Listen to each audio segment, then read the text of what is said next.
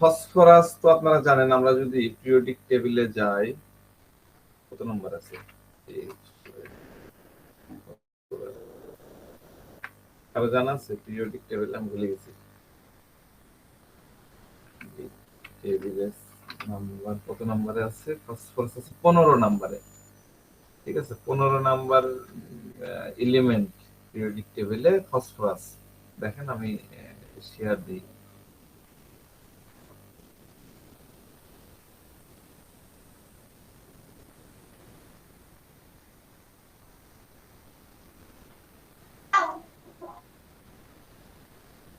ফসফরাসে এটা দেখেন 15 নাম্বার, এই যে 15 নাম্বার হলো ফসফরাস। বুঝতে পারছেন তো না 15 নাম্বারটা? তার আগেরটা হলো সাইলেশিয়া, মানে সিলিকন সাইলেশিয়া, আর ফসফরাসের ঠিক পরেরটা হলো সালফার, তার আগেরটা হলো অ্যালুমিনা। আমরা অ্যালুমিনা, অ্যালুমিনিয়াম, সাইলেশিয়া এবং সালফার এই তিনটা পড়ে ফেলেছি, তাই না? আর এইদিকে আশেপাশে ম্যাগনেসিয়াম তো পড়লাম গত ইয়াতে। দেখেন খুব কাছাকাছি এই মেডিসিন গুলার ক্যারেক্টারও কিন্তু খুব কাছাকাছি। সোডিয়াম মানে ন্যাট্রামের ইয়েও তো আমরা পড়েছিলাম। তো এইখান থেকেই মূলত ডক্ট্রিন অফ সিগনেচার গুলাকে আলাদা করা সম্ভব। ডক্ট্রিন অফ সিগনেচার কি এটা তো আপনাদের জানা আছে, নতুনরা জানেন? কে জানেন না, এখানে হাত তোলেন দেখি। হোয়াট ইজ স্যার আমি ডক্ট্রিন? জানি না। আপনি জানেন না, আপনি জানেন না, দুইজন জানেন না, তিনজন জানেন না। হ্যাঁ, এবার পুরনো একজন বলেন ডক্ট্রিন অফ সিগনেচার কি, বলেন, কে বলবেন? যে কেউ একজন বলেন। হ্যাঁ বলেন, মোহাম্মদ সিকদার। স্যার, প্রকৃতিতে মানে একটা মেডিসিন যে ধরনের ন্যাচারাল আচরণ করে, মানে যে সোর্স থেকে আমরা মেডিসিনটা পাই, ঠিক হিউম্যান বডিতে ঠিক অনুরূপগুলো আচরণগুলো আমরা পাই, মানে ক্যারেক্টারগুলো পাই। এটা হচ্ছে ডক্ট্রিন অফ সিগনেচার, অর্থাৎ ন্যাচারে তার যে বিহেভটা ঠিক হিউম্যান বডিতে ডিজিজ হিসেবে আসলে সেই বিহেভটা তার থাকে। সেটাও সেই বিহারটা পাই, যেমন ল্যাকেসিস খেপে গেল, এগুলো ফস করে ছবল মারলো, তাই না? তো ল্যাকেসিস এর পেশেন্টও দেখা যাচ্ছে ছবল মারে এরকম করে ফস করে। বিষয়টা এরকম, মানে উনি যেটা বোঝাতে চাচ্ছেন, ডক্ট্রিন অফ সিগনেচার নিয়ে আমরা বিশাল আলোচনা করেছি। খুব ছোট করে হলো যে যে সোর্স থেকে মেডিসিনটা তৈরি হচ্ছে, ওই সোর্স, ওই সোর্সের যে ক্যারেক্টার, যে আচার আচরণ, তার নেচার, সেই নেচারটা ওই পেশেন্টের মধ্যে পাওয়া যায়।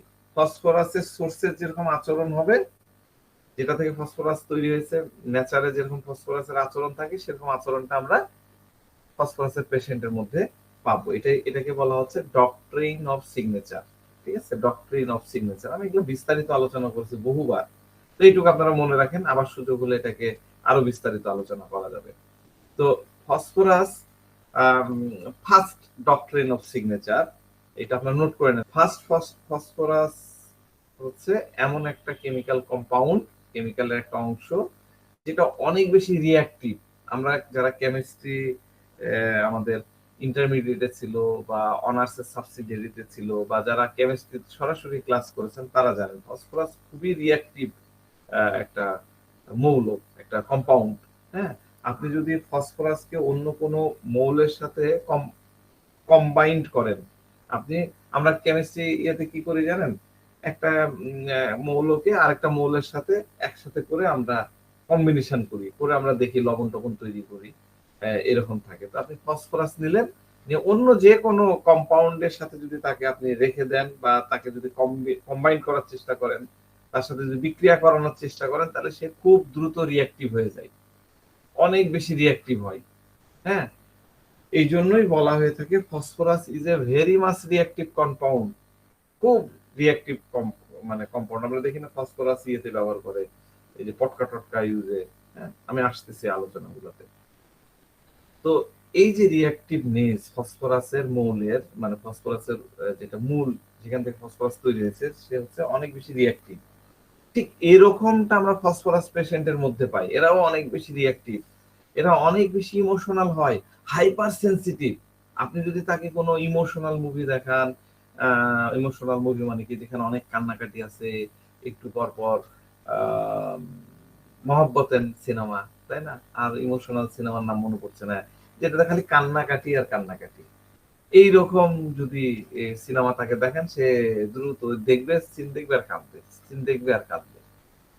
আবার তাকে যদি কোনো আনন্দের বিষয়ে, আনন্দ, অনেক বেশি কমিক এরকম মুভি দেখান বা কোনো আনন্দের বিষয়ে তার সাথে কথা বলেন, সে খুব দ্রুত খুশি হয়ে যাবে, খুব দ্রুত হই হুল্লোড় করবে, আনন্দ প্রকাশ করবে। এর মানে হলো এরা এক্সটার্নাল স্টিমুলাই দিয়ে অনেক বেশি রিঅ্যাক্টিভ হয়। এক্সটার্নাল যখন বাইরে থেকে কোনো জিনিস তাকে খুব বেশি স্টিমুলেটেড করতে পারে, উদ্দীপিত করতে পারে, তখন এরা অনেক বেশি রিঅ্যাক্টিভ হয়ে যায়। জাস্ট ফসফরাসের মতো, ফসফরাস অক্সিজেনে রেখে দিলে, বাতাসে রেখে দিলে ফুস করে ওঠে। হ্যাঁ, তো এরকমটা কেন হলো? যেহেতু প্রকৃতিতে ফসফরাস একটা খুবই রিঅ্যাক্টিভ কম্পাউন্ড, সুতরাং ফসফরাস পার্সন যারা, ফসফরাস ব্যক্তি যারা থাকে, তারাও অনেক বেশি রিঅ্যাক্টিভ। দেখা যাচ্ছে অল্প একটু লাইট চেঞ্জ করা হলো, লাইট হালকা চেঞ্জ করা হলো, তার প্রবলেম শুরু হয়ে গেল। কোনো ওয়েদার পরিবর্তন হলো, তার প্রবলেম শুরু হয়ে গেল। বাইরে বাইরে কেউ হাসছে জোরে জোরে বা কেউ কাঁদতেছে, তার রিয়াকশন শুরু হয়ে গেল। রাগ করছে, ফসফরাসের পেশেন্ট অবশ্যই এতে এফেক্টেড হবে। কারণ একটাই, এক্সটার্নাল স্টিমুলায়ে তারা অনেক বেশি রিঅ্যাক্টিভ। এরা কি হয়, অনেক বেশি এক্সট্রোভার্টেড হয়, ফসফরাস অনেক বেশি আর্ডেন্ট হয়। ঠিক আছে, এটা গেল প্রথম ডক্ট্রিন অফ সিগনেচার, বুঝলাম আমরা। দ্বিতীয় ডক্ট্রিন অফ সিগনেচার হচ্ছে রসায়ন শাস্ত্রে, মানে কেমিস্ট্রি অনুযায়ী, কেমিস্ট্রি শাস্ত্রে ফসফরাস দুই ধরনের পাওয়া যায়। কয় ধরনের বললাম? দুই ধরনের। একটা হলো কি, রেড ফসফরাস, আর একটা হলো হোয়াইট ফসফরাস, সাদা ফসফরাস।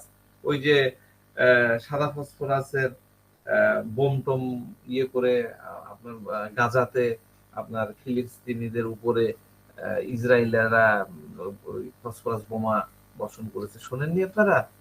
এটা নিয়ে অনেক তোলপাড় হলো। তো এইরকম ফসফরাস তাহলে দুই ধরনের, একটা হলো রেড ফসফরাস আর একটা হলো হোয়াইট ফসফরাস। হোয়াইট ফসফরাসকে আপনি যদি অক্সিজেনের সংস্পর্শে নিয়ে আসেন, অক্সিজেন কোথায় থাকে? বাতাসে থাকে। আপনি যদি ছেড়ে দেন বাতাসের মধ্যে, তাহলে কি হবে, সে সারা সাথে সাথে সাথে এক্সপোজ হয়ে যাবে, দম করে বিক্রিয়া করে উঠবে। পটকায় দেখেন না, জাস্ট আগুন দিয়ে এটা ফাটানো হয়, অক্সিজেনের সংস্পর্শে দেয়, একদম প্রাস করে ফেটে যাচ্ছে, একদম ফট ফট ফট ফট ফট করে ফুটতে ফুটতে বড় আতশবাজি তৈরি হচ্ছে। এগুলো ফসফরাস দিয়ে তৈরি করে। সাদা সাদা কালার তৈরি হচ্ছে, বিভিন্ন কালার হচ্ছে, বিভিন্ন এলিমেন্ট মিলায় ওটা তৈরি করে। তাহলে কি বললাম, হোয়াইট ফসফরাসকে আপনি যদি অক্সিজেনের সংস্পর্শে নিয়ে আসেন, তাহলে সেটা এক্সপোজ হয়ে যাবে, বিক্রিয়া শুরু করবে এবং একদম জ্বলে উঠবে। জ্বলে কি অনেক শাইনিং হয়ে যাবে, অনেক আলো উৎপাদন করবে, অনেক গ্লসি হয়ে যাবে, খুব গ্লেজ দেয়, দেখতে কিন্তু অনেক সুন্দর লাগে, পটকা ফুটালে অনেক সুন্দর লাগে। তো রসায়ন শাস্ত্রে এই জিনিসটাকে বলা হয় ভেনাস ফসফরাস। কি বলে? ভেনাস। ভেনাস মানে কি? What is Venus? এনিওয়ান? জানি আমরা ভেনাস মানে? জানি। ভেনাস মানে হচ্ছে শুক্র। শুক্র গ্রহের আরেক নাম কি? ভেনাস। ভেনাস। শনি কি? শনির নাম কি? জুপিটার নাকি? আমি এখন মনে নাই। তাহলে ভেনাসের, স্যাটার্ন। হ্যাঁ, শনির হলো স্যাটার্ন, শনি। আচ্ছা, তাহলে ভেনাস হচ্ছে শুক্র। শুক্রের খুব ভালো, মানে এই ইয়েগুলা ইউজ করে কোথায়? ভেনাস, জুপিটার, অমুক তমুক এগুলা ইউজ করছে জ্যোতিষ শাস্ত্রে, তাই না? তো জ্যোতিষ শাস্ত্র অনুযায়ী ভেনাসকে রোমান্স, রোমান্টিক, রোমান্সকে নির্দেশ করে ভেনাস। ঠিক আছে, হোয়াইট ফসফরাসকে মানা হয় রোমান্টিক বিহেভিয়ার জন্য। এই জন্য এই ফসফরাস পেশেন্টকে আপনি পাবেন অনেক বেশি রোমান্টিক, মানে তা যে কারোর সাথে তার ভালোবাসা চায়, সে সবার সাথে বন্ধুত্ব করতে চায়, কারোর সাথে শত্রুতা করতে চায় না, সবার সাথে এমন ভাবে মিশবে যে মনে হবে অনেক দিন থেকে, অনেক দিনের চেনা জানা সে, অনেক দিনের পরিচিত সে। সবার সাথে তাকে মিশতে হবে, সবার সাথে তাকে চলতে হবে। আপনারা ফসফরাসের মধ্যে সিমটমটা পাবেন, যে ফসফরাস অনেক বেশি মানে অনেক বেশি বন্ধু থাকবে সোশ্যাল মিডিয়াতে, ফেসবুকে অনেক ফ্যান্স ফলোয়ার, টুইটারে অনেক ফলোয়ার, ইউটিউবে, ইউটিউব তো না, ইনস্টাগ্রামে তার অনেক ফ্রেন্ডস ফলোয়ার। এটা আমরা কিন্তু পাই। এছাড়া আরেকটা সিমটম পাবেন, সেটা হলো desire to be magnetised, desire to be magnetised. প্রত্যেক ব্যক্তির ইনফ্লুয়েন্সে সে থাকতে চায় এবং প্রত্যেক ব্যক্তিকে সে ইনফ্লুয়েন্সও করতে চায়, যে কারো দ্বারা সে সহজে ইনফ্লুয়েন্সড হয়ে যায়।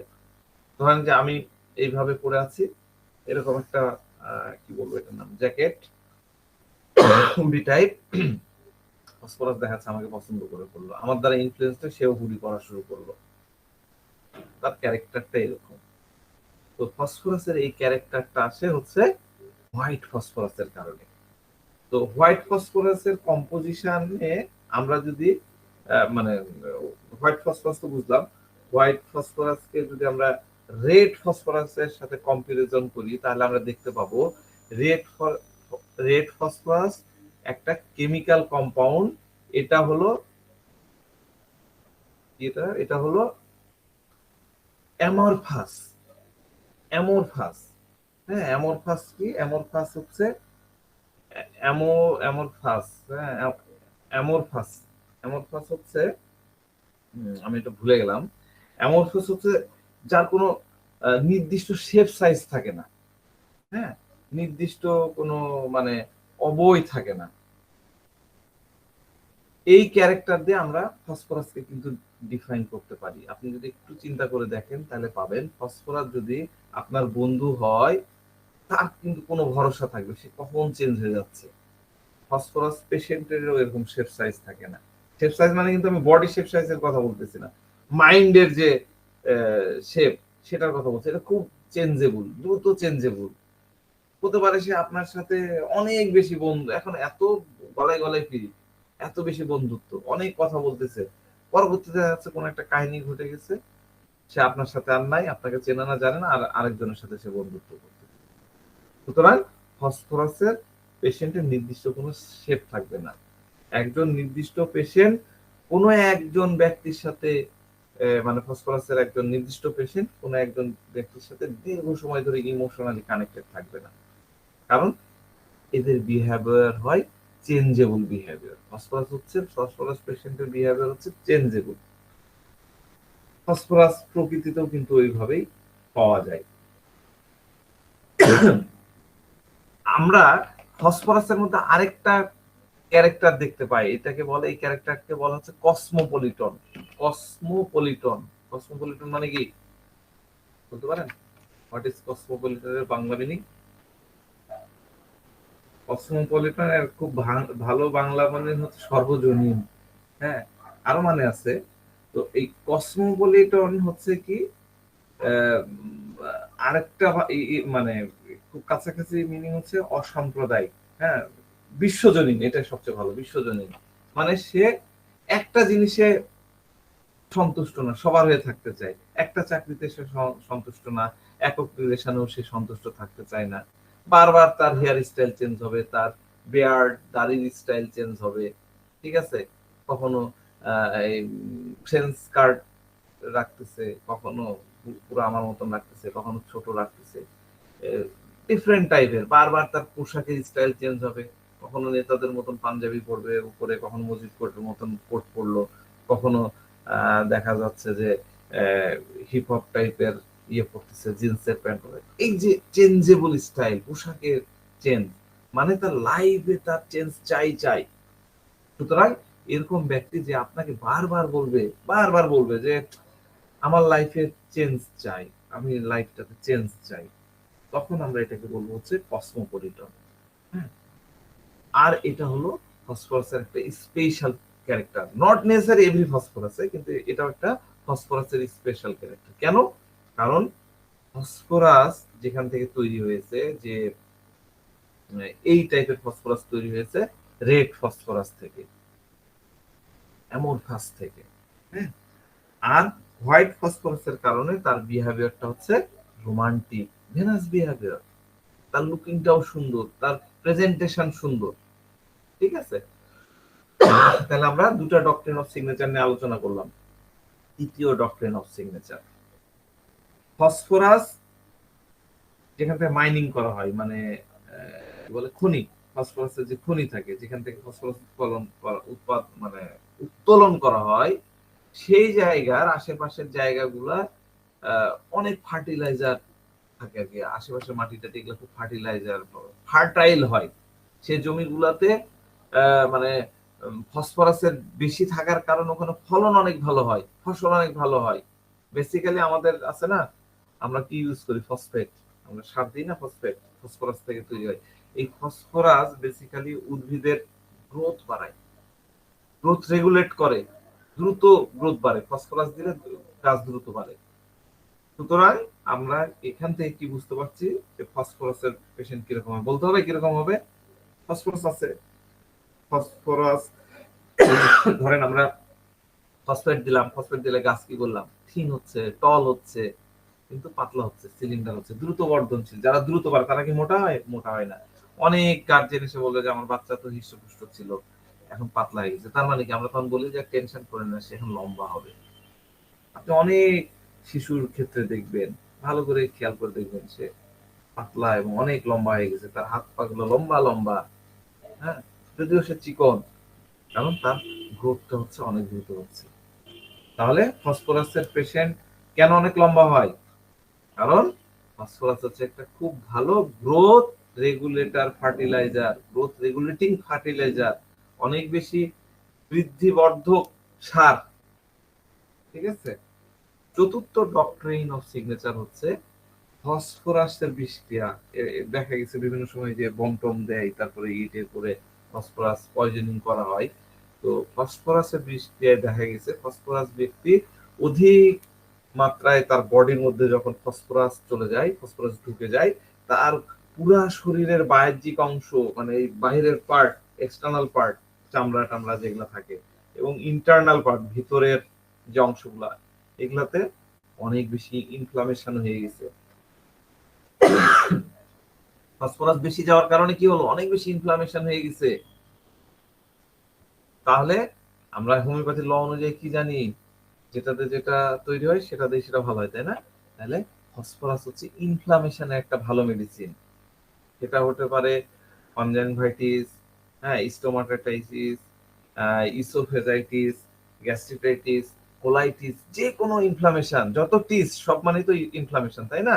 আমাদের আমরা জানি যত অসুখের নামের পরে টিস আছে সবগুলো ইনফ্লামেটরি অসুখ। এই টিসে, সেটা শরীরের যে কোনো জায়গায় হোক না কেন, সেই জায়গাতে ফসফরাস খুব ভালো ইয়ে করে, কাজ করে। যদিও এটা ফিজিক্যাল রক্ষণ, আমরা এইভাবে কখনো মেডিসিন দিই না, কিন্তু আমি আপনাদেরকে একটু জ্ঞান দিচ্ছি, একটু জানানোর জন্য বলছি। ফসফরাসের বিশেষ করে আমাদের লিভারে কি হয়, হেপাটাইটিস, হ্যাঁ, হেপাটাইটিসে কিন্তু অনেক বেশি উপযোগী। ফসফরাস খুব ভালো ক্রিয়া করে হেপাটাইটিস রিলেটেড অসুখের ক্ষেত্রে। আরেকটা ডক্ট্রিন অফ সিগনেচার, পঞ্চম ডক্ট্রিন অফ সিগনেচার হলো ফসফরাসের বিষক্রিয়া যে বডিতে হয়েছে, সেখানে দেখা গেছে ব্লাড ভেসেল গুলা লাল হয়ে যায়, ভেসেল গুলা ডিস্ট্রয় হয়ে যায়, ভেঙে যায়। আরবিসি, রেড, আরবিসির পুরো কি, আরবিসির পুরো কি বলেন দেখি? Red blood cell, sir. না, হলো না। Blood corpuscles. Red blood corpuscle. এই রেড ব্লাড কর্পাসেল ভেঙে যেতে থাকে, ঠিক আছে?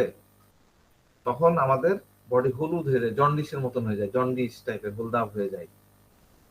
সুতরাং দেখা গেছে ফসফরাস হলো জন্ডিসের জন্য খুব ভালো মেডিসিন। হ্যাঁ, হেপাটিক জন্ডিস বলে যেটাকে, কি হেমোলিটিক জন্ডিস বলে যেটাকে, হেমোলিটিক জন্ডিস। হেমোলিটিক জন্ডিস কি? What is hemolytic jaundice? জানি আমরা হেমোলিটিক জন্ডিস কাকে বলে? রক্তের কারণে সমস্যা হয়েছে, জন্ডিস হয়েছে, এরকম। রক্তের কারণেই তো জন্ডিস, তো ওই কারণে। স্যার ওই আরবিসি ভেঙে যায় যেটা হয়। হ্যাঁ, থ্যাংক ইউ, আপনি খুব সুন্দর বলেছেন। আরবিসি ভেঙে যে জন্ডিসটা হয়, হ্যাঁ, সেইটাতে ফসফরাসের খুব ভালো একটা মেডিসিন। তবে ডেফিনেটলি পার্সেন্ট ফসফরাস হবে, নাহলে কাজ হবে না। হ্যাঁ, তাহলে হেমোলিটিক জন্ডিসে আরবিসি ভেঙে গেলে কি হচ্ছে, অ্যানিমিয়া হয়ে যাচ্ছে, সেখান থেকে তখন জন্ডিস হয়ে যাচ্ছে, সেটাতে ফসফরাস খুব ভালো কাজ করে। এর যে ক্যাপাসিটি থাকে ফসফরাসের, ব্লাড ভেসেল ভাঙার যে ক্যাপাসিটি থাকে, হ্যাঁ, এবং এটা ভেঙে যায়, তার মানে হেমোরেজিক হয়ে যাচ্ছে, তো যারা এই যে ডায়াথিসিস নিয়ে কাজ করে, হেমোরেজিক ডায়াথিসিস বলে একটা ডায়াথিসিস আছে, সেই ডায়াথিসিসের মেডিসিন কিন্তু ফসফরাস, হেমারেজের মধ্যে অনেক বেশি পাওয়া যায়। আরেকটা ইয়ে হলো ফসফরাস, মানে আরেকটা ডক্ট্রিন অফ সিগনেচার হলো ফসফরাস হিউম্যান বডির, আমরা যদি মেটাবলিজম যদি আমরা দেখি, আমরা দেখবো আমাদের বোন মানে কি হাড়, আমাদের হাড়, আমাদের দাঁত, হ্যাঁ, এই হাড় এবং দাঁতে ফসফরাস বেশি পাওয়া যায়, ঠিক আছে। সুতরাং আমরা দেখতে পাই হাড়ের রোগে ফসফরাস খুব ভালো কাজ করে। হাড়ের রোগ মানে কি, হাড়ের বিশেষ করে দেখা যাচ্ছে যে ইনফ্লামেশন হয়ে গেছে, হাড়ে ওই যে ইয়ে হয়ে যায়, অস্টিওপোরোসিস হয়ে যায়, ফুটা ফুটা হয়ে যায়, ক্যারিজ হয়ে যায়, হাড় খারাপ হয়ে যাচ্ছে, বাঁকা হয়ে যাচ্ছে, তাই না, ক্ষয় হয়ে যাচ্ছে, এই জায়গাগুলোতে। আবার দাঁতের মধ্যে ক্যারিজ হয়, ফুটা হয়ে যায়, ফাঁক হয়ে যায়, হ্যাঁ, এই ক্ষয় হয়ে যায়, এই জায়গাগুলোতে ফসফরাস অনেক বেশি উপযোগী। বুঝতে পারছেন? তাহলে আমি কি বললাম, ফসফরাস যেহেতু কেমিক্যালি অনেক বেশি রিঅ্যাক্টিভ, ফসফরাস প্রকৃতিতে আমরা অনেক বেশি রিঅ্যাক্টিভ দেখি, এই জন্য এই রোগীরা খুব কি হয়, ইমোশনাল হয়, এরা খুব এক্সট্রোভার্টেড হয়, অনেক বেশি রিঅ্যাক্টিভ হয়, ঠিক আছে। এই মোটামুটি 6-7টা বললাম, আরো কিছু আছে, সবগুলা রিকল করা আমার পক্ষে এখন সম্ভব হয়নি, যেহেতু আমি ডক্টরিন অফ সিগনেচার নিয়ে এখন অত বেশি কাজ করি না, কিন্তু আমার মনে হলো যে আপনারা যেহেতু শিখতে আসছেন, সবকিছু আপনাদের শেখা দরকার, এই কারণে আমি আপনাদের সাথে শেয়ার করলাম। কি ভালো লাগলো? জি স্যার, ভালো লাগলো, খুবই ভালো লাগলো স্যার। আমাদের এলিমেন্ট গুলা জানতে হবে, এলিমেন্ট গুলা বুঝতে হবে, হ্যাঁ? একটা মেডিসিন যদি আমরা 2 মাস 3 মাস ধরে পড়তে পারি, তাহলে দেখবেন যে মেডিসিন একদম সেরকম হয়ে গেছে। একটার সাথে এই যে আমি বললাম যে সাইলেশিয়া আগে আছে, পিছে আছে, ক্যালকেরিয়া, হ্যাঁ, তো এই যেগুলা রিলেশন নিয়ে নিয়ে করা, আমাদের রাজন শঙ্করন অনেক বেশি কাজ করেছেন, কিন্তু আমাদের সব জিনিস তো দরকার নাই। আমরা প্র্যাকটিক্যাল জায়গাগুলো যদি নিয়ে আগাতে পারি, তাহলে আমাদেরকে কিন্তু পেছনে তাকাতে হবে না। তো যাক, আমি গতদিন আলোচনা করছিলাম মনে হয় কিসিং এভরিওয়ান নিয়ে, আমার লাস্ট আলোচনা ছিল। আমরা কিসিং মানে তো বুঝলাম, কিসিং মানে ছোট বাচ্চারা যায় চুমু দিবে, আর বড়রা কিন্তু চুমু দিবে না, না দিবে? আমাদের দেশে কি দেয়? আমাদের দেশে না স্যার। কিন্তু সে যে কাজটা করবে সেটা কি হবে, এটা অনেক ভক্তি, শ্রদ্ধা, ভালোবাসা, গুড ম্যানার, হ্যাঁ, এটা নিয়ে সে গ্রিটিংস জানাবে, ওয়েলকাম জানাবে, হ্যাঁ, এই জায়গা থেকে আমরা নিয়েছিলাম কিসিং, তাই না? কিসিং এর তাহলে আমরা ডিফারেন্ট ওয়ে ইউজ করলাম, কিসিং কে আমরা অনেক ভাবে নিতে পারি, তাই তো। আজকে আমরা আহ, অনেক বড় রুব্রিক্স, তারপরে একটু করে আলোচনা করি, কারণ ফসফরাসের এটা খুব দরকার হয়। সেটা হচ্ছে company desire for. Company desire for হচ্ছে, কোম্পানি ডিজায়ার ফর মানে কি? What is company desire for? অন্যজনের সঙ্গ চাই কিরকম জন? সরল অর্থে। কিরকম জন? আহ, একজন সন্ত্রাসী, তার আমি সঙ্গ চাই। একজন বদমাইশ, তার আমি সঙ্গ চাই। একজন গুন্ডা, মানে তার তার আমি সঙ্গ চাই। সমানের একজন লাগবে, হ্যাঁ, তার মতো লেভেলের। তাহলে সেরকম একজনের সঙ্গ সে পেতে চায় যে তাকে ভালোবাসে, এবং সে তাকেও পক্ষান্তরে, যেহেতু অ্যাফেকশন রিটার্ন, সে তাকেও ভালোবাসবে, তাই না? তাহলে যারা তাকে ভালোবাসে এরকম একজনের সঙ্গ চাই, সেটা হলো কোম্পানি ডিজায়ার ফর। তাহলে কোম্পানি কি হলো? একই ধরনের রুচি এবং একই মানসিকতার ব্যক্তির সঙ্গে ব্যক্তির সঙ্গ, যেটা সে উপভোগ করবে, সেই রকম কোম্পানি তার চাই। এখন ধরেন যে সন্ত্রাসীর সাথে বসলো, পুলিশের পাশে যা বসলো, সে কি ওটাকে উপভোগ করতে পারবে? উপভোগ করতে পারবে না। সে তাদের কাছে থাকতে চাইবে না, সে সব সময় তাদের সাথে থাকতে চায় যার সঙ্গ সে উপভোগ করে। তার যার সঙ্গ সে উপভোগ করে, তাকে যদি না পায়, তার পছন্দের সঙ্গ যদি সে না পায়, তখন সে কি হয়? খুব অস্থির হয়ে যায়, খুব দুঃখ বোধ করে, তার এলবেন্ট হওয়া শুরু হয়ে যায়। তাহলে কোম্পানি সবসময় পছন্দের লোককে চায়। যদি সাথে থাকা ব্যক্তিটি আপনার পছন্দের না হয়, তখন কিন্তু আপনি তার সঙ্গ চাইবেন না। এই কারণে শুধুমাত্র সে সেই লোকজনদের সাথে থাকে যার সাথে তার বনিবনা হয়, তাদের সাথে সে থাকতে পছন্দ করে। এইভাবে তার একাকিত্ব ঘুচে যায়। এ ধরনের ব্যক্তি একাকিত্বকে ঘৃণা করে। গতদিন আমি বলেছিলাম, আপনি যদি ফসফরাসকে একাই ছেড়ে দেন আর তাকে বিষ দিয়ে দেওয়া একই কাহিনী। হ্যাঁ, সে একা থাকতে প্রচন্ড বিরক্ত হয়ে যায়। আমাদের রুব্রিক্স কি হবে? Any idea? Any idea? Company desire for alone হয় অ্যাগ্রাভেশন, হয় alone aggravation. Company desire for, কিন্তু যখনই একা হয়ে যায় তখনই তার সমস্যা বেড়ে যায়। ঠিক আছে, আমরা আলোচনা করেছিলাম অ্যাফেকশন রিটার্ন, তাই না? অ্যাফেকশন রিটার্ন, অ্যাফেকশন রিটার্ন আর কি, রিটার্ন।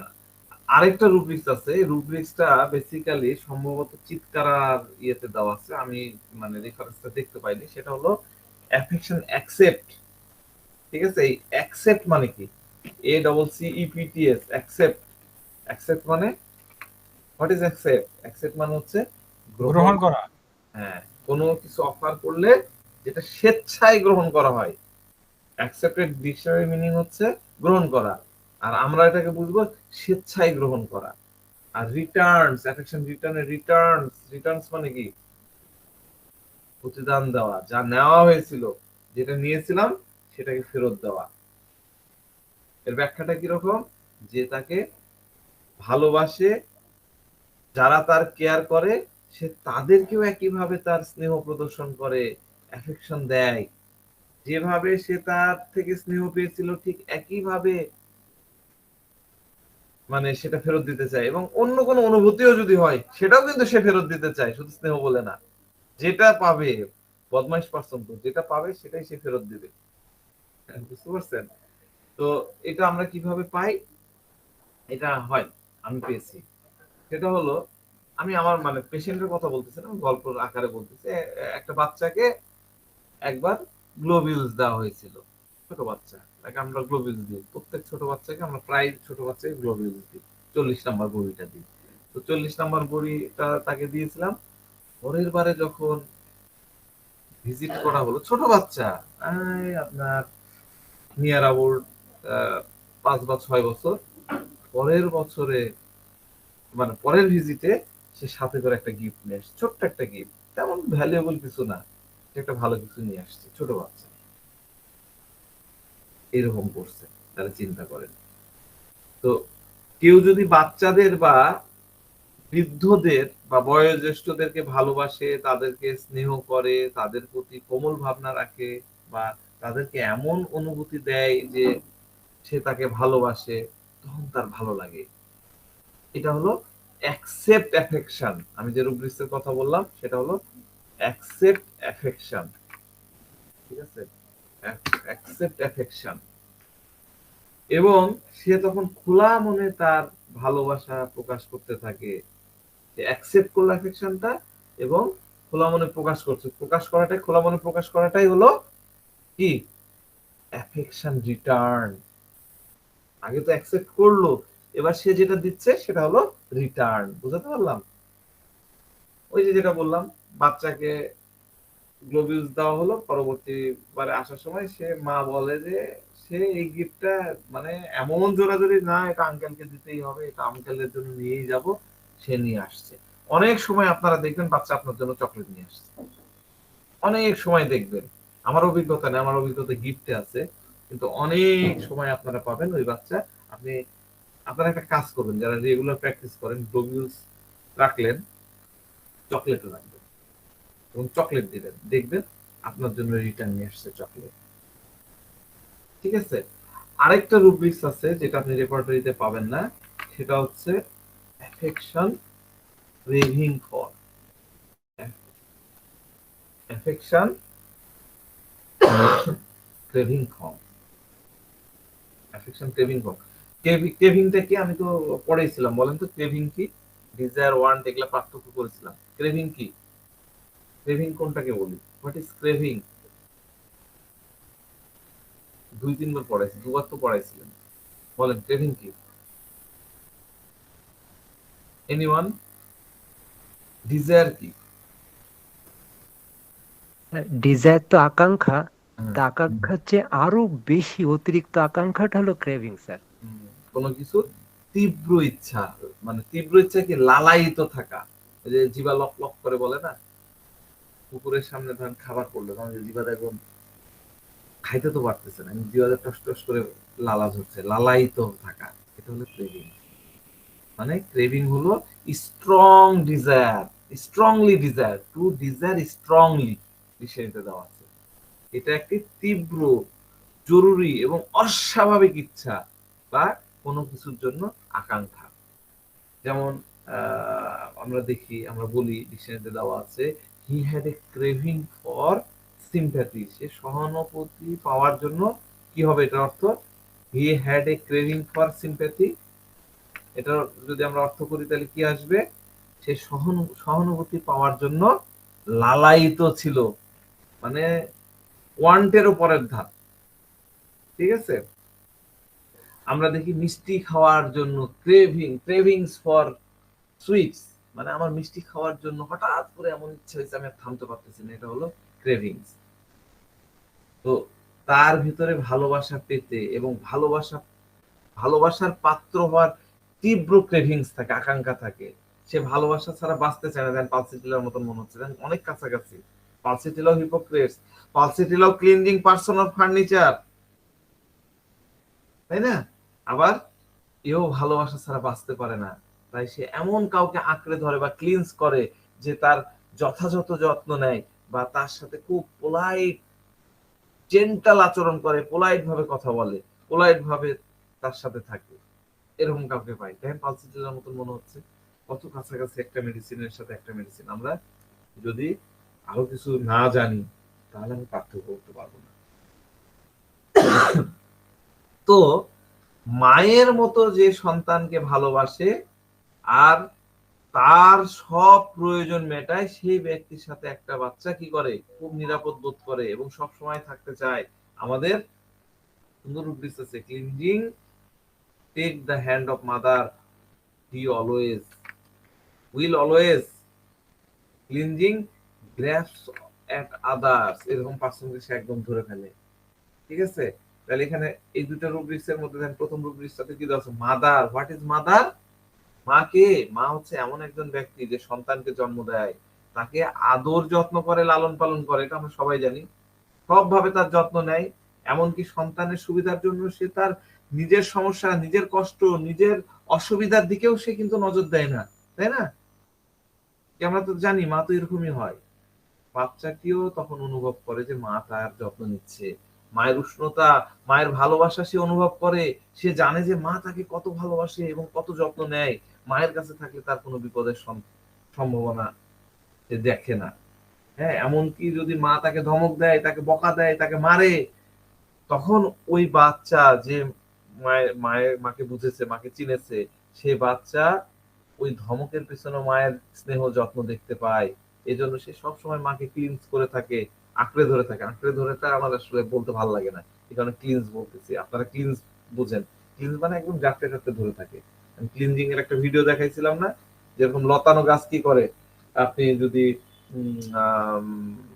লাউয়ের গাছ, সিমের গাছ, হ্যাঁ, এগুলো দেখেন, তখন কি হয়? এগুলো তো লতানো গাছ, আপনি পাশে একটা কাঠি দিলেন, তখন তার মধ্যে থেকে ওই যে লতানো জিনিসটা এরকম করে পেঁচে পেঁচে পেঁচে পেঁচে ধরে রাখে, একদম শক্ত করে ধরে রাখে যাতে সে পড়ে না যায়। তো এইরকম এই ব্যক্তিও তাকে ধরে রাখে। বুঝতে পারলেন? তাহলে মা কি? মা হলো এমন একজন ব্যক্তিকে বোঝায়, এমন একজন ব্যক্তি, সে জন্মদাত্রী হতে হবে তা না, জন্মদাত্রী ছাড়াও হবে, এমন একজন ব্যক্তিকে বোঝায় যিনি নিঃস্বার্থভাবে যত্নশীল এবং ভালোবাসেন। হ্যাঁ, এখানে মা যে কোনো ব্যক্তি হতে পারে, যিনি মায়ের মতন যত্ন নেন। তিনি হতে পারেন একজন ভালো ডাক্তার, আপনি হয়ে যেতেন পারেন মা। একজন পুরুষ হতে পারে, আজকে একজন একটা অটিস্টিক বেবি আসছিল, হ্যাঁ, যে আইভিএফ করে হয়েছে, টেস্টিভ বেবি, তো সে অটিস্টিক, তারপরে হয়ে গেছে। তো সে মাকে অত ইয়ে করে না, বাবা হ্যাঁ, তাহলে এই ছেলের কাছে মা হলো তার বাবা। তো একজন পুরুষ হতে পারে, একজন মহিলা হতে পারে, দেখা যায় তার থেকে বয়সে ছোট কোনো ব্যক্তিও তার মা হতে পারে, বড় ব্যক্তিও তার মা হতে পারে, তার নিজের বোন হতে পারে, মেয়ে, ভাই, বাবা, স্ত্রী, যে কেউ হতে পারে তার মায়ের মতো। কিন্তু শর্ত একটাই, তাকে নিঃশর্ত ভাবে যত্নশীল হতে হবে, তাকে ভালোবাসতে হবে। তো ফসফরাস রোগী, মনে রাখবেন, একটু নোট করে নেন, ফসফরাস রোগী কখনোই একজনকে ডাক্তারকে ছাড়ে না। ফসফরাস রোগী আপনাকে কখনোই বলবেন না যে আপনার ওস্তাদকে ফোন দেন। আপনি যদি ফসফরাস রোগীর কাছে মা হয়ে যান, হ্যাঁ, সে আপনাকে কিন্তু ছাড়বে না। আপনি যদি তার প্রতি হাম্বল হন, তার প্রতি পোলাইট হন, তার প্রতি নম্র হন, তার প্রতি ভদ্র হন, সে আপনাকে কিন্তু কখনোই ছাড়বে না। ফসফরাস রোগী তার রোগ নিরাময় হোক বা না হোক, সে ওই রকম ডাক্তারকে, হাম্বল ডাক্তারকে, পোলাইট ডাক্তারকে সে কখনোই ছাড়বে না। সে ডাক্তারের ডাক্তারের মানে যে ডাক্তার তাকে খুব স্নেহময় ভাবে কথা বলে, খুব ভালোভাবে, পোলাইট ভাবে, ধমক দেয় না, পোলাইট ভাবে কথা বলে, এরকম একটা পার্সন এই ফসফরাস পেশেন্টের কাছে একজন মায়ের মতো। ভালো করে মনে রাখেন, ভালো করে মাথায় রাখেন, তাহলে রোগীর সাথে আপনাকে কেমন ব্যবহার করতে হবে, মায়ের মতন করে। ঠিক আছে? রুগী বলছে, একটা রুগী আসছে, রুগী এসে বলতেছে, ডাক্তার সাহেব, আপনি এমন একজন পার্সন, আমি সব সময় আপনার সাথে সম্পর্ক, আল্লাহ যাতে আমাকে মরার আগ পর্যন্ত আপনার সাথে আমি যাতে রিলেশন রাখতে পারি। আমার আমার খুবই ভালো লাগে আপনাকে, আমার জন্য এতটুকুই যথেষ্ট যে আপনি অন্তত পক্ষে আমার বোঝার চেষ্টা করেন। আমরা কি করি? আমরা রুগীর তো সব কথা শুনি, ভিতরের কথা, বেডের কথা, বাড়ির কথা, গোপন কথা, হাড়ির কথা সব শুনি। কারা শুনে? যারা আন্তরিক তারা শুনে।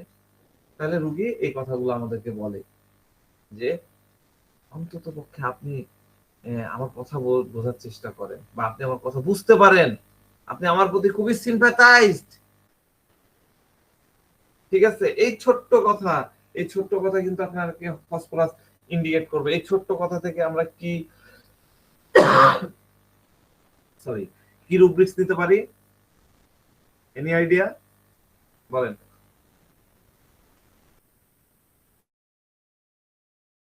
বলেন, আইডিয়া হচ্ছে না? এই ছোট্ট কথা থেকে আমরা নিতে পারি cravings, affections, cravings, affections, sympathy from others, desire to, এই দুটো রুব্রিক্সকে আমরা নিতে পারি। Cravings, affections, sympathy from others, others for, আর sympathy from others, desire for. যদি ডাক্তার সাহেব পেশেন্টের সাথে সিম্প্যাথি নিয়ে কথা বলে, তাহলে দেখবেন যে ফসফরাস পেশেন্ট হাফ কিওর হয়ে যাবে। আমি কতদিন বললাম, এখন এটার সাথে ডিডি করতে যা বললাম না? ভুলে যান না কিন্তু কথাগুলা। আপনি সিম্প্যাথি নিয়ে কথা বলবেন, ইস, এরকম হয়েছে আপনার সাথে, আপনার সাথে এরকম হলো, খালি একটু সিম্প্যাথি দেন, রুগী ওখানেই হাফ কিওর হয়ে যাবে। রুব্রিক্স কি? Sympathy from others, desire for, এই যে দিয়ে দিয়েছি।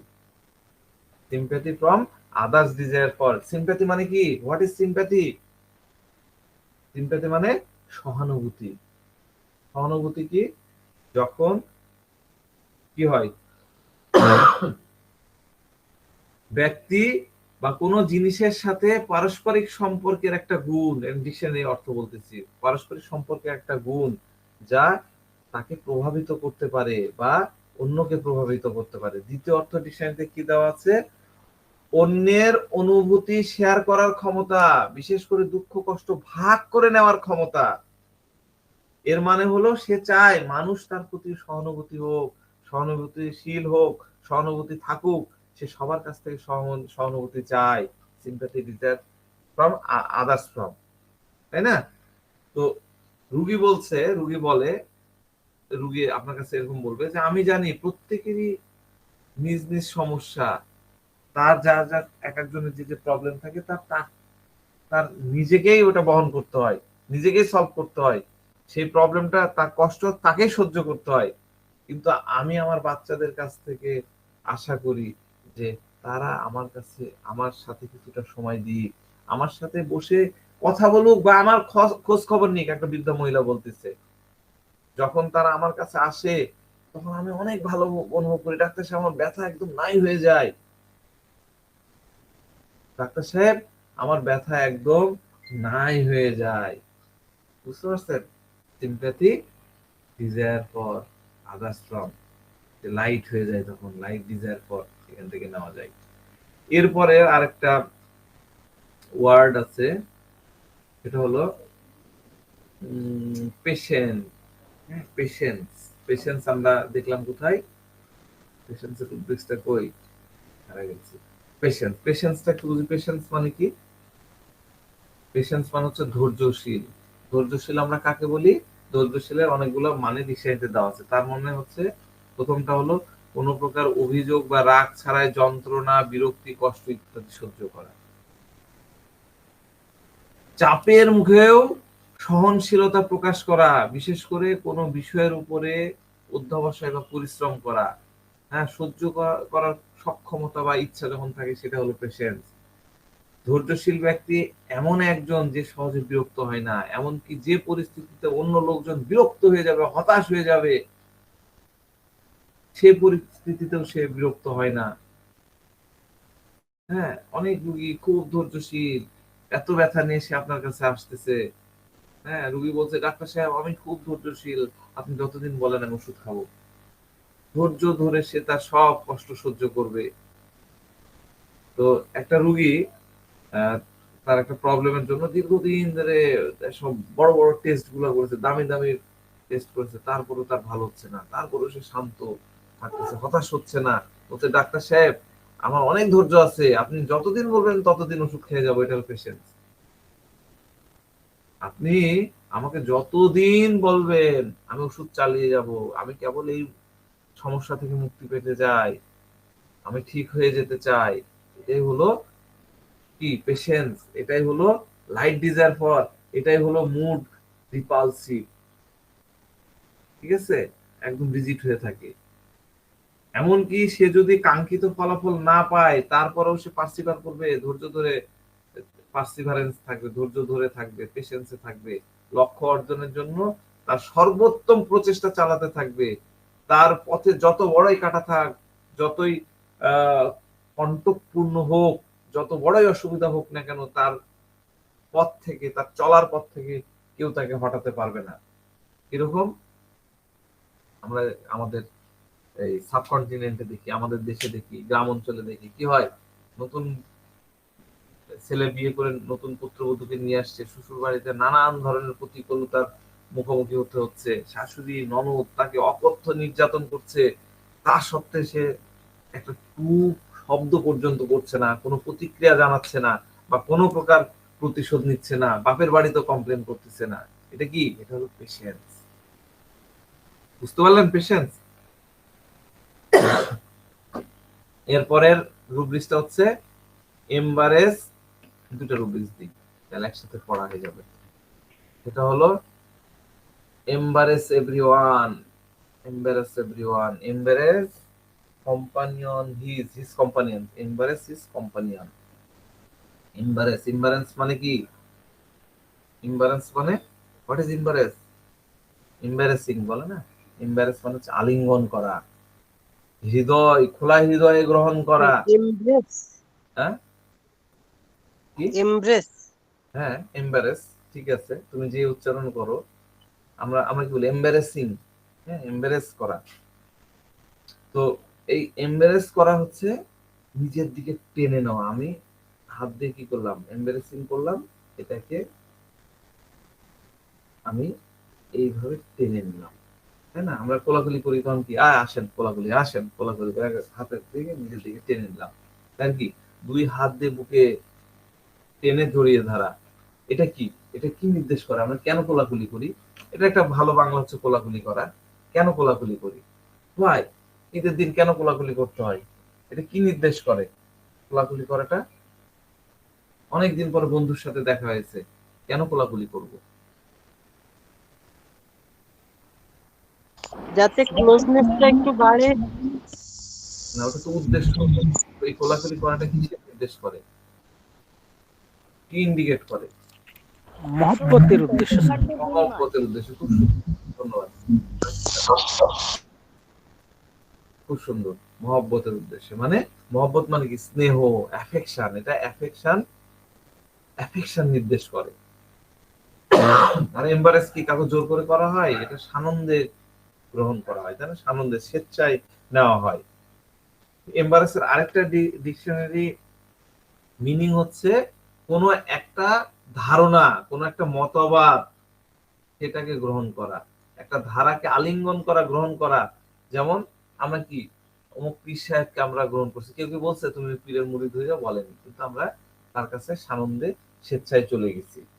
তিনি, আমরা কি বলি যে তিনি সুফিবাদ, আমাদের এখানে একজন বাহাই হয়ে গেছে, সে স্বেচ্ছায় বাহাই হয়ে গেছে।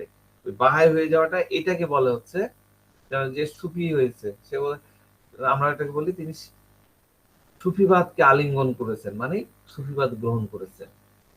ঠিক আছে। আবার আরেকটা অর্থ হলো নিজের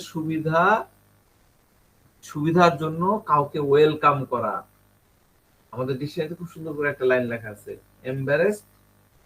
embarrass the opportunity to study further, মানে হলো উচ্চ শিক্ষার জন্য সে এই সুযোগটা গ্রহণ করছে। থাকে না অনেক সময় একটা করে অফার আসে, এটা করলে সে ওটা গ্রহণ করেছে।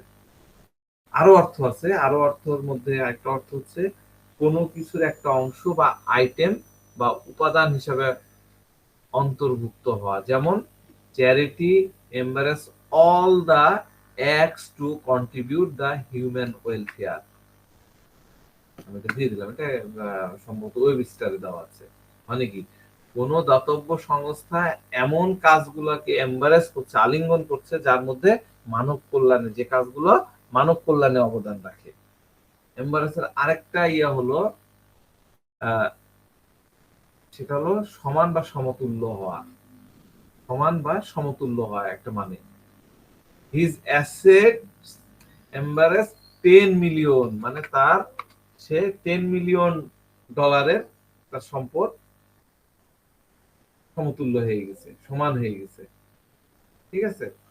তো এটা জরুরি না যে যে কেউ কেবল স্নেহ প্রদর্শন করতে এম্বারেস করতে হবে, অন্য জেস্টার গুলা দিয়েও গ্রহণ করতে পারে, অভিবাদন জানাতে পারে। আর যখন বোঝা যাবে যে সে যেটা গ্রহণ করেছে হৃদয় দিয়ে গ্রহণ করেছে এবং তার মধ্যে কোনো নেগেটিভ ফিলিং নাই, সেখানে শুধুমাত্র ভালোবাসা এবং স্নেহ আছে, তখন কিন্তু আমরা এটা নিতে পারবো।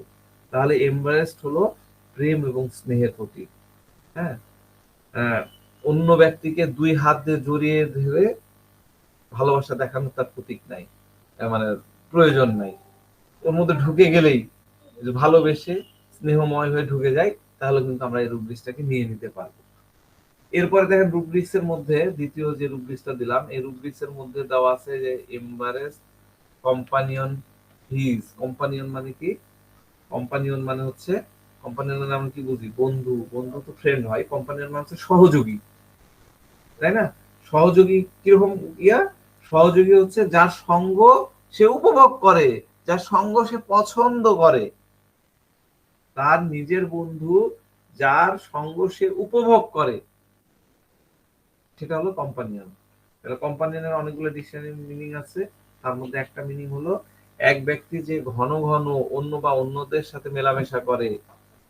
হ্যাঁ, my two sons and his two companions, আমার দুই ছেলে এবং তার দুই সহযোগী, এটা ডিকশনারির অর্থ বলতেছি। আরেকটা কি? এমন একজন সাহায্যকারী বন্ধু যে তার সহায়তা করে এবং তার সাথে থাকে। কম্পানিয়নস এর আরেকটা মিনিং হলো বীরত্ব সূচক পদক বা যে কোনো ধরনের পদকের সর্বনিম্ন লেভেলের একজন সদস্য। যেমন আনসার ধরেন, কথার কথা, মানে সান্ত্বনা পুরস্কার আমরা যেরকম পাই, সর্বনিম্ন ইয়েতে, হাই র্যাঙ্ক না, সর্বনিম্নটা হলেও হবে, সেটাকে কোম্পানিয়ন দিয়ে অর্থ করা হয়েছে। তাহলে আমরা যদি সমগ্র জিনিসকে অর্থ দাঁড় করাই, তাহলে এর অর্থ দাঁড়াবে সে দল মত নির্বিশেষে সবার সাথে খোলা মনে স্বাগত জানায়, সবাইকে এম্বারেস করে, তর্ক করে না, সবার মতামত গ্রহণ করে, অর্থাৎ খোলা মনে সকল মানুষকে স্বাগত জানায়। মানুষ যতই ছোট হোক না কেন, প্রতিটা মতাদর্শকে, প্রতিটা মতকে সে সহজে গ্রহণ করে, বিতর্ক করে না। কিন্তু কেন করে, এটা আমরা এখন জানবো। ঠিক আছে। এটা জানার আগে আমরা আরো দুই তিনটা রুব্রিক্স একটু জেনে আসি। তার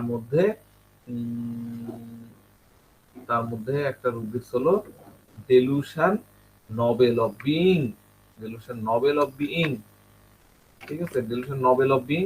আরেকটা হচ্ছে ডেলুশন গ্রেট পারসন ইজ। খুবই কাছাকাছি আরেকটা রুব্রিক্স হচ্ছে ডেলুশন ডিস্টিংগুইশড হি ইজ। অনেক বড় বড় ব্যাখ্যা করা যায়, ছোট ছোট করে একটু ব্যাখ্যা করে দিই, তাহলে আপনার জন্য সুবিধা হবে। আজকের কেসটাও আপনারা এখান থেকে সলিউশন পেয়ে যাবেন আশা করি। তো ডেলুশন, প্রথমটা কি বললাম, delusion noble being, delusion great person, delusion great person is a, আর তারপর একটা ডেলুশন ডিস্টিংগুইশড হি ইজ। এর অর্থ হলো কি, তিনটা রুব্রিক্সের অর্থ হলো সে গ্রেট পারসন মনে করে, অন্যদের থেকে আলাদা। নোবেল, নোবেল মানে কি, নোবেল আমরা কাকে বলি, হোয়াট ইজ নোবেল, নোবেলের মানে কি, নোবেলের অর্থ হলো আদর্শ গুণাবলী, আদর্শ চরিত্রের ব্যক্তি, রাজকীয়, রাজকীয় গুণাবলী যেটা। হ্যাঁ, এর ডিকশনারি মিনিং গুলো হচ্ছে অসামান্য গুণাবলীর অধিকারী। নোবেল এটা হচ্ছে র্যাঙ্ক বা টাইটেল দ্বারা সম্মানিত করা হয়। একটা দেশের বা রাজ্যের বিশেষ সামাজিক মর্যাদা অধিকারী এক বংশের অন্তর্গত হওয়া বা শ্রেণীভুক্ত হওয়া, এটাও একটা নোবেলের মানে।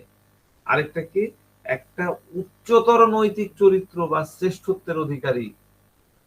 আরেক অর্থ, একটা উচ্চ প্রশংসীয় মানের, নোবেলি সুপিরিয়র, সে অনেস্ট, সাহসী এবং স্বার্থপর নয়, এবং প্রশংসা এবং রেসপেক্টের দাবিদার, এটা নোবেলের মানে। এটা কোনো ব্যক্তির ক্যারেক্টার বা বিহেভিয়ার বোঝাতে ব্যবহার করা হয়। উদাহরণস্বরূপ কি বলা যায়, আমাদের মধ্যে দেখা যাচ্ছে প্রোগ্রাম ছিল, সেই প্রোগ্রামে বা আমাদের জাতীয় ইতিহাসের মধ্যে অনেক গ্রেটেস্ট এবং নোবেলেস্ট পুরুষ ছিল। নোবেলের মানে আমরা বুঝে গেলাম। এরপরের মানেটা হচ্ছে ডিস্টিংগুইশড। ডিস্টিংগুইশড মানে কি, ডিস্টিংগুইশড লিডার। ডিস্টিংগুইশড মানে কি, ডিস্টিংগুইশড মানে হচ্ছে গুণাবলী, খানদানি, আলাদা বা স্বতন্ত্র গুণাবলী, দক্ষতার কারণে অন্যদের থেকে আলাদা দেখা যায় এরকম একটা ব্যক্তি। এর ডিকশনারি মিনিং গুলো কি দেওয়া আছে, বিশিষ্টতা, স্বতন্ত্রতা বা শ্রেষ্ঠত্ব দ্বারা মার্ক করা যায়, এটা একটা পজিটিভ গুণ। কেউ যদি ডিস্টিংগুইশড হয় বা তার কর্মজীবনে বা কাজে যদি ডিস্টিংগুইশড হয়, তার মানে হলো তার কাজ বা কর্মজীবন খুবই সফল, খুবই রেপুটেশন, তার রেপুটেশন একদম উচ্চ মানের, উচ্চ লেভেলের। যেমন আমার দাদা বিশ্ববিদ্যালয়ে একজন ডিস্টিংগুইশড অধ্যাপক ছিল। আমরা কিন্তু নোবেল অধ্যাপক বলি না, আমরা বলি ডিস্টিংগুইশড অধ্যাপক ছিলেন। যদি কেউ ডিস্টিংগুইশড হয় বা তার অবস্থান ডিস্টিংগুইশড হয়, তার মানে সে খুব নোবেল এবং ডিগনিফাইড। এই নোবেল এবং ডিগনিফাইড মিলে হয় ডিস্টিংগুইশড, ঠিক আছে। তিনি এখনো খুব দেখতে সুন্দর, বিউটিফুল, চমৎকার এবং ডিস্টিংগুইশড, একটা উদাহরণ। তো ডিস্টিংগুইশড গেস্ট মানে কি, আগত অতিথিদের মধ্যে তার গুণাবলী, পদমর্যাদা অন্যদের থেকে বেশি সম্মানিত, তাকে বিশেষ যত্ন খাতির করতে হবে। তো এই যে রুব্রিক্স গুলা নিয়ে আলোচনা করলাম, এই রুব্রিক্স গুলা মানে যদি আমরা এক করি, তাহলে এই রুব্রিক্স ইঙ্গিত করবে যে এই ব্যক্তি এমন একজন ব্যক্তি হিসাবে নিজেকে চিহ্নিত করেছে যে অন্যদের কল্যাণের জন্য চিন্তিত, কিন্তু সে তো হিপোক্রেট, বাস্তবে সে না, সে দেখায় যে আমি চিন্তিত। তার সামনে যে আসে, সে ছোট হোক বড় হোক, এমনকি নিম্ন শ্রেণীর, দেখেন এগুলো কিন্তু বেশিরভাগই, এই রুব্রিক্স গুলা বেশিরভাগই কোথায় আছে, ডেলুশনের মধ্যে আছে। তার মানে ডেলুশন মানে কি, সে মনে করে আসলে সে কিন্তু না, চাঁদের আলো ডেলুশন, তাই না, তার নিজস্ব আলো নাই, কিন্তু সে নিজে মনে করে। তো তার সামনে যদি কেউ আসে, ছোট বড়, এমনকি উঁচু শ্রেণীর নিচু শ্রেণীর, সেটা ড্রাইভার, সুইপার, কর্মচারী বা যেই হোক, সমাজের যেই হোক, হ্যাঁ, যে কোনো কাজের জন্য আসুক, যে কোনো ছাত্র, সে তাদেরকে কিন্তু গ্রহণ করে এবং তাদেরকে দেখায় যে সে একদম বিশাল হৃদয়ের ব্যক্তি, সে সবার মঙ্গল চায়, সে প্রত্যেকের মতামত গ্রহণ করবে, তাদের সাথে কোনো প্রকার আর্গুমেন্ট বা তর্ক করবে না।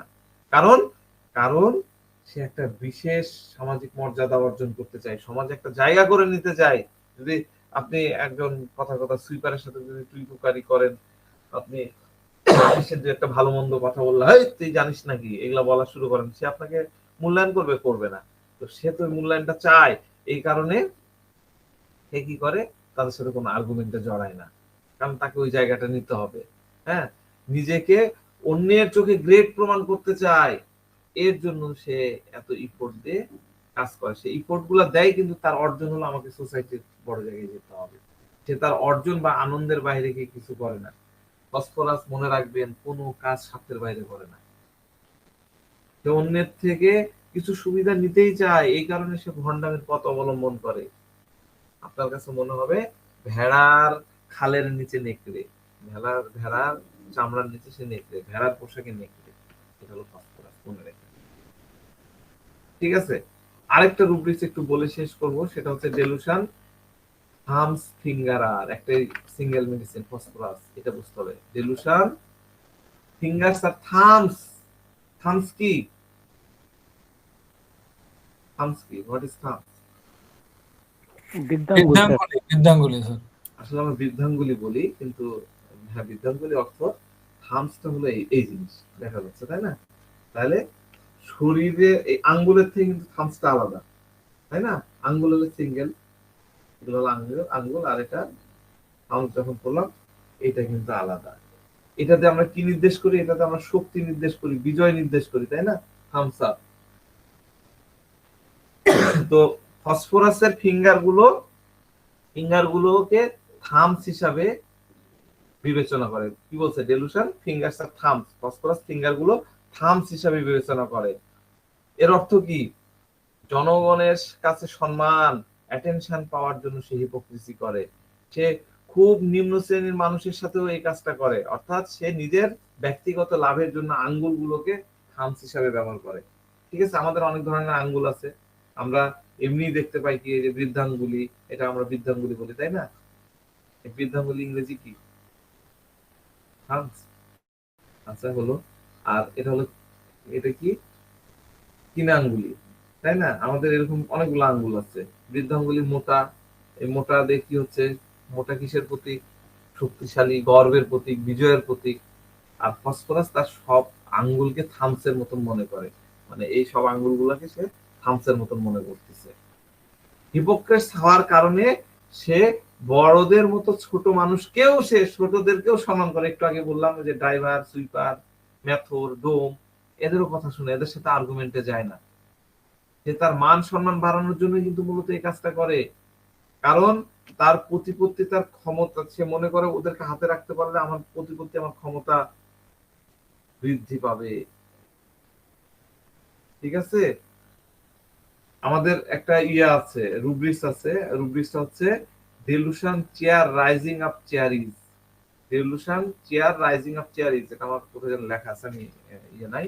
মানে সে ফিল করে যে সে সোসাইটির একটা স্ট্যাটাসে আছে, একটা মান মর্যাদায় আছে। আমি যদি সবগুলোকে এক জায়গায় রাখতে পারি, তাহলে আমার আমি আমি লাভবান হব। আমি ডেলুশন র্যাঙ্ক কি বললাম? র্যাঙ্ক মনে হয় বলিনি, না? র্যাঙ্কে আসেনি। আচ্ছা, সময় হয়ে গেছে, থাক। আমি আর একটা ক্লাস নিয়ে ফসফরাস শেষ করে ফেলবো ইনশাল্লাহ।